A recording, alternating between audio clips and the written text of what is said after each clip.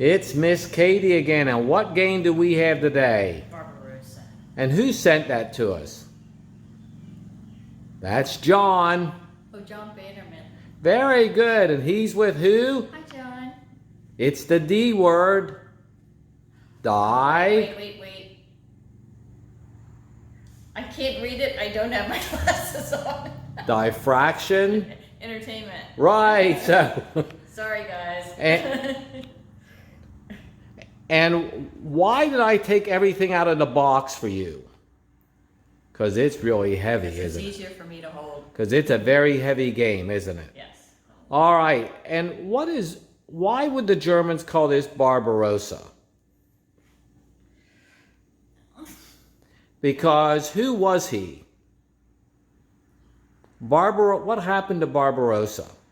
Oh, he fell off his horse and drowned in a river. And where was he going to? The Holy Land. Right, because what was he going to go on? Crusade. A crusade. So Barbarossa was named because it was going to be what? What did you call it? A holy war. A holy war. The Germans were going to conduct a holy war, and Emperor Barbarossa, who was buried beneath the Harz Mountains, I always think of Hart's bird food myself, was going to arise and lead the Western forces to clear the world of the unholiness of Bolshevism. Whoa, that's a mouthful, isn't it? But we thank John for sending us this game, and we will now be taking a look at all the aspects of it. Hi folks, it's Dr. Smith, i.e. Smitty. You get to look at me now instead of Miss Katie, and we're back on Barbarossa. I did not get the special edition swastika version. I should have asked John for it. I don't think I'd have got it anyway, but never hurts to ask. But this is a very heavy box. Obviously it's not right now because it is all on the game table. There are 20 maps in this. Of course, we have the first map. We've got Moldavia, and of course we're going to go from Odessa up the Dnieper to, what city am I going to end up at, Miss Katie? Kiev. Kiev. So this is the Kiev map. This is a Ukraine map. This one is Rostov-on-Don, which is the other side of the Ukraine, which right now in current political issues has the little green man issue in the Donbass region. Of course, these are actually bigger maps, but I'm just showing you the smaller sections for now. And of course, this is the Moscow map section, and look what a pain in the butt it is to get to Moscow, because what do we have? Forests. Lots of forests. And forests and panzers lead to what kind of die roll modifiers? Not good ones if you're the offender. If you're the offensive force. Now, one thing you can always count on with John Bannerman's games are lots of charts. This time, I have to give kudos to John. This before was 2 different charts. Now it is on one nice, colorful. See this? All on one. I was having a lot of fun playing with that, but I really like what he did here. And some of the other charts, and some that are new and interesting here. Of course, we have the German and the Soviet victory conditions for the Barbarossa game. More in-depth weather chart, because, well, what do we have way to the north? We have the Arctic Circle now. And of course, we've got the deserts down towards Astrakhan. We also have the National Intelligence Means for ground. New here for me. We have then, this is what? Success table and game effect charts. Another one. And your zone of influence chart, which is very important because it's slightly different than the zone of control. It works in conjunction with it, but is a bit different. And of course the charts everybody likes. My God, look how many terrain effects there are. There's a lot. The air combat table, and of course, everybody's favorite, the CRT or combat result table. This is just some of the charts. There are over 20 different charts. And of course, as we said, there are 20 maps. John does a nice job laying this out for you all. Because here are all the rest of the maps.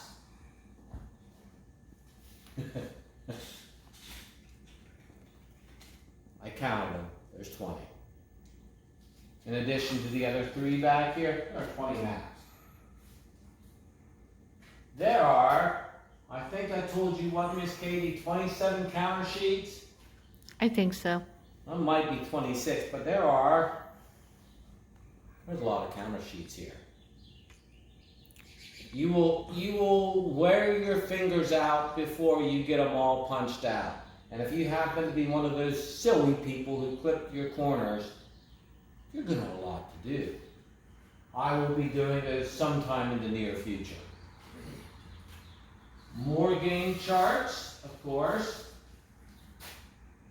We won't go through theirs. Now, what is also nice about this, other than the dice, we love dice. My cats really love dice. You have the Barbarossa game rules. Notice a binder now. This is new and different. So instead of having to put it with a binder clip, we have binders. And of course, how many pages are there here? It's my 8th grade homeroom. It's 174. 174 pages of rules. Barbarossa, it started nice. It has Katie's on the front. Katusha rockets. This will give you how you're at start for the game, depending upon what you're playing, or say if you wanted to start on July 1st. Then you have the Axis order of battle, the Western Allied order of battle for this time period. Now, if you've got an Axis, you need to have a Soviet order of battle. And just as important, the Axis minor nations order of battles. And that would be places like Slovakia, Italy, Romania, Hungarian. Although, when you look at the contribution that Romania made, I've come to the conclusion that it's a bit insulting to call them a minor nation. They were anything but a minor nation in terms of contribution. And of course, what, as our friend Joe Blanchett likes to say, Smitty, give me books. Give me books. First, Stumbling Colossus. David Glantz talks about the Soviet chaos of their military post-purges, during the purges, and right up to the invasion. Miss Katie bought this for me at a bookseller right down the road from when we lived in Germantown, Maryland. Do you remember that bookstore, that military bookstore? It was only open on Saturdays. Vaguely. And it was renowned for its book selection, but it wasn't creepy, but it was a little... It was creepy. It was a little odd, and it was not very well organized. You had to spend a lot of time looking. But, mandatory book.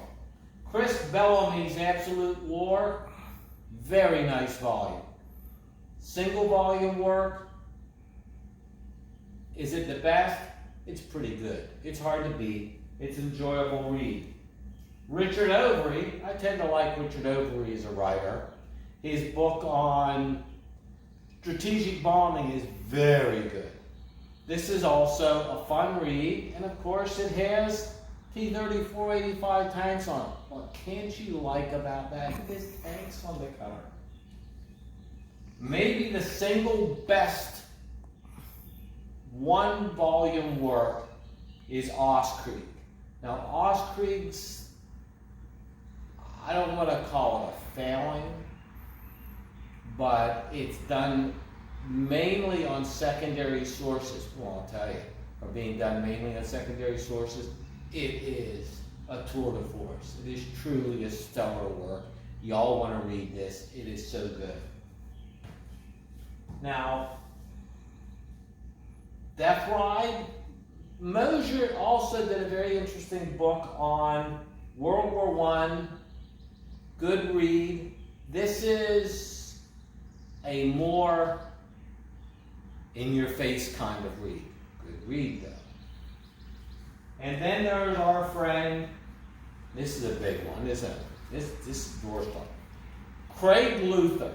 Craig Luther is an Air Force historian. If I had known that, I'd have been shocked, because Barbarossa Unleashed is the work, the best work on Army Group Center, bar none, for the invasion. It is, if you don't like this, come visit us. Miss Katie will make you a steak to make up for the error of my ways, which there won't be. You're just going to come to get a cook.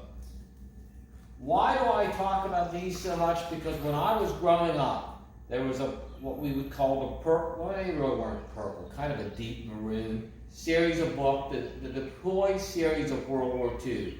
Little thin books, about this, like this. They were sold from the back of Parade magazine, and it was a series, 18 volumes. And the Russian front section is about, not many pages. So till I got older, I did not realize the enormity of World War II in this sense. Knew about it in the Pacific, knew about it for, Rommel, D-Day, but Rommel had how many divisions? 2 or 3 divisions and a number of battalions that basically made up a drop in the bucket to any area in the Soviet Union.